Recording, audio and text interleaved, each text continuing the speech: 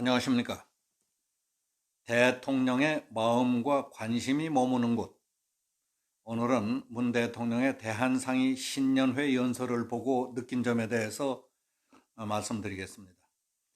문재인 대통령은 3.1 독립운동과 임시정부 수립 100년을 지나 새로운 대한민국 100년을 시작하는 뜻깊은 해를 맞았다면서 새해 우리가 이뤄야 할 새로운 도약은 상생도약이라고 했습니다. 대통령은 연설 앞부분부터 3.1 독립운동과 임시정부 수립을 내세우며 우리는 대한민국 100년을 시작하는 뜻깊은 해를 맞았다고 강조했습니다. 어제 1월 2일 대한상공회의소에서 열린 신년 합동 인사회에서 있었던 문 대통령 연설의 주요 부분부터 살펴보겠습니다. 3.1 독립운동과 임시정부 수립 100년의 해를 지나 새로운 대한민국 100년을 시작하는 뜻깊은 해를 맞았습니다. 지난해 우리는 함께 잘 사는 나라를 꿈꾸며 새로운 도약을 준비했습니다. 일본의 수출 규제 조치에 맞서서 핵심 소재, 부품, 장비의 국산화와 수입 다변화를 이루었고 광주형 일자리를 시작으로 곳곳에 지역 상생형 일자리가 생겼습니다. 중소기업과 대기업의 상생 노력이 있었고 노, 사, 정, 국민 모두의 타협과 협력이 있었습니다. 새해 우리가 이뤄내야 할 새로운 도약은 상생도약입니다.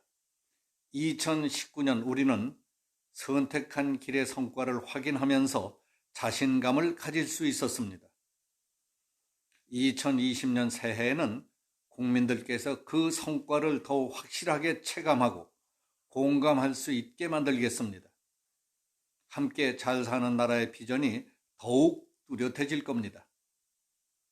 취업자 수는 지난해 11월까지 4개월 연속 30만 명 이상 늘었고 상용직과 고용보험 가입자가 꾸준히 증가해서 고용의 양과 질이 모두 뚜렷이 개선됐습니다. 청년 고용률은 13년 만에 최고치를 보였습니다. 아동수당, 고교 무상교육 실시로 아이 낳아 기르는 부담을 줄였고 건강보험 보장이 크게 강화됐습니다. 빠른 고령화 속에서도 가계소득이 모든 계층에서 고르게 증가했고 소득 분배도 개선됐습니다. 이러한 추세는 앞으로도 계속될 것이라고 자신합니다.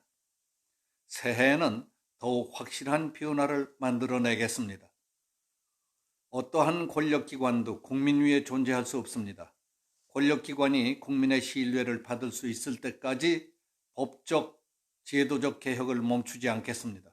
저 또한 국민이 뽑은 대통령으로서 헌법에 따라 권한을 다하겠습니다. 우리 정부 출범 이후 대기업 집단의 순환 출자가 대부분 해소됐고 불공정 거래 관행이 크게 개선되는 등 공정경제에서 성과가 나타나고 있습니다. 공정이 반드시 우리 사회에 뿌리내리도록 하겠습니다. 공정사회 없이는 상생도약도 없다는 각오로 교육, 채용, 탈세, 병역, 직장에 이르기까지 우리 삶의 모든 영역에 존재하는 불공정을 개선하겠습니다.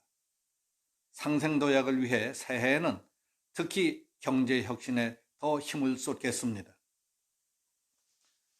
경제 활력을 되살리기 위해서 민간과 공공을 합쳐 총 100조 원의 대규모 투자 프로젝트와 기업 투자 촉진을 위한 세제 3종 세트 같은 인센티브를 통해서 투자를 더욱 촉진해 나가겠습니다.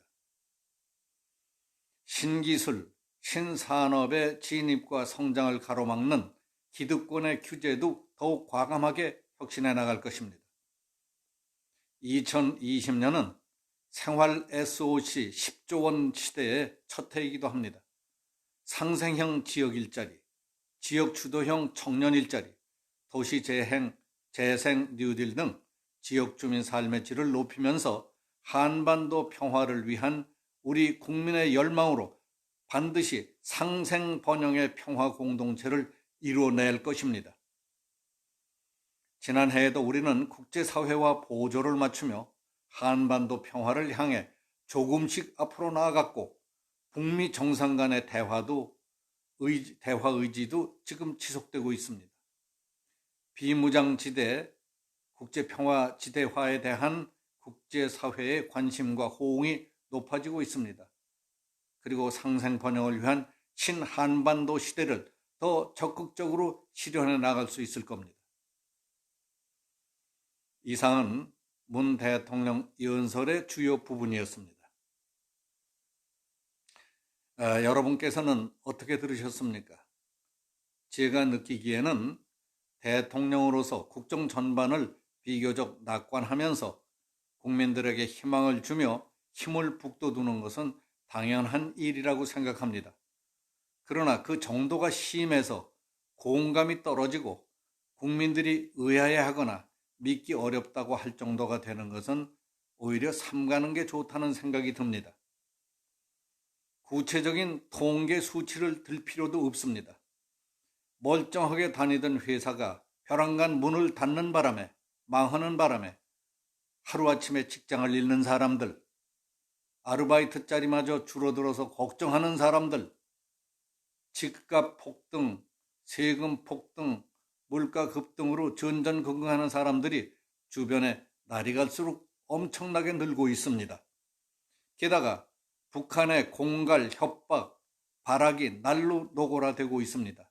그래서 미국도 더 이상 참지 못하고 대북 정밀 정찰 비행과 전략 자산의 한반도 배치로 김정은에게 압박을 가하고 있습니다. 우리는 9.19 남북군사부문 합의에 따라서 안보의 빗장을 느슨하게 풀어놓고 군단과 사단도 줄이고 병력도 감축해가며 비위를 맞추려고 해도 저놈들은 눈 하나 깜짝하지 않고 오히려 대통령에게 모욕적인 언사와 욕지가리까지 서슴지 않고 있습니다. 그래서 국민들 가운데는 밤잠을 설친다는 사람들이 많습니다. 그럼에도 불구하고 대통령은 이번 연설에서 우리 코앞에 닥친 전쟁 위기 상황, 우리가 죽느냐 사느냐 하는 문제에 대해서는 말 한마디도 없었습니다. 이처럼 머리가 쭈뼛 서는 급박한 상황에서 아무 걱정 없는 것처럼 새로운 도약을 준비했다. 취업자 수는 4개월 연속 30만 명 이상 늘었다. 고용의 양과 질이 뚜렷이 개선됐다. 청년 고용률은 13년 만에 최고치를 보였다. 가계소득이 모든 계층에서 고르게 증가했다고 하니까 영 정신이 헷갈립니다. 또 어떠한 권력기관도 국민 위에 존재할 수 없다. 권력기관이 국민의 신뢰를 받을 수 있을 때까지 법적, 제도적 개혁을 멈추지 않겠다. 나 또한 국민이 뽑은 대통령으로서 헌법에 따라 권한을 다하겠다고 한 것도 너무 당연한 말씀입니다.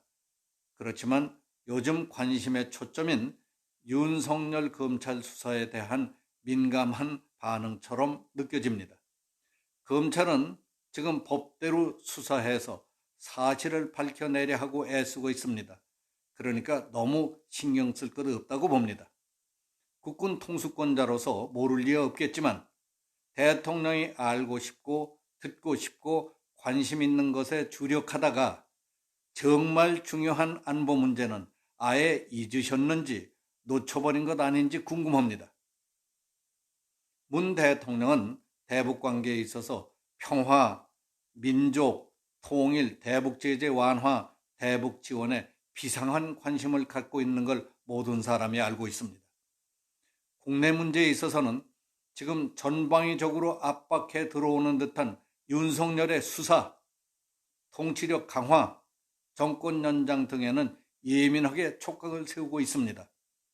그러나 북한의 핵 미사일과 한반도에 밀려오고 있는 일촉즉발의 전쟁 위기, 한미 균열 등에 대해서는 대범한 건지 무심하거나 상대적으로 관심이 적어서 그런지는 모르겠습니다만 사람들이 그렇게 느끼고 있습니다.